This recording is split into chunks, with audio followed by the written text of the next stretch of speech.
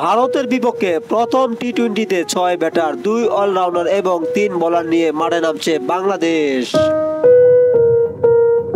নারী টি-20 বিশ্বকাপে তীরে এসে তরি ডুবালো বাংলার বাঘিনীরা। এবং বিপিএল এর চট্টগ্রাম চ্যালেঞ্জার্সে থাকছে নতুন চমক। তো দর্শক, বিস্তারিত থাকছে প্রতিবেদনে। ভারতকে হারাতে তরুণ শক্তিশালী একাদশ নিয়ে মাঠে নামছে বাংলাদেশ।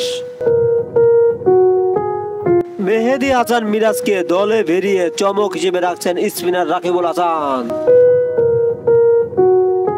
ভারতের বিপক্ষে একাদশে থাকছেন তানজিদ হাসান তামিম, লিটন কুমার দাস এবং নাজমুল হোসেন শান্ত।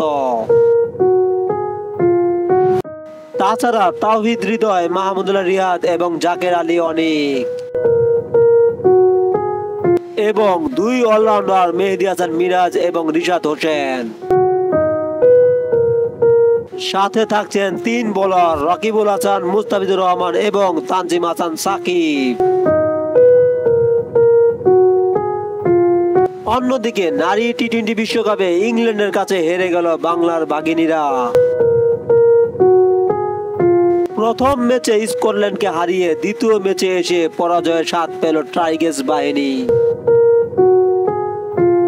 বাংলাদেশের বোলিং তোপে 118 রানে আটকে গিয়েছিল ইংল্যান্ড,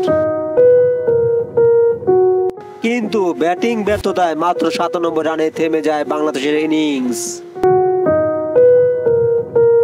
আর তাতে 21 রানে হার নিয়ে মাঠ ছাড়ে বাংলাদেশ নারী দল।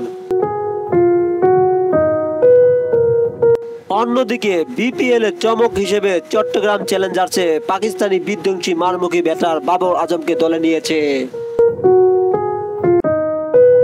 তাছাড়া আরেক পাকিস্তানি মোহাম্মদ রেজানকেও দেখা যেতে পারে চট্টগ্রামে। তো দর্শক, পুরো ভিডিওটি দেখার জন্য ধন্যবাদ এবং পরবর্তী ভিডিও পেতে চ্যানেলটি সাবস্ক্রাইব করে রাখবেন।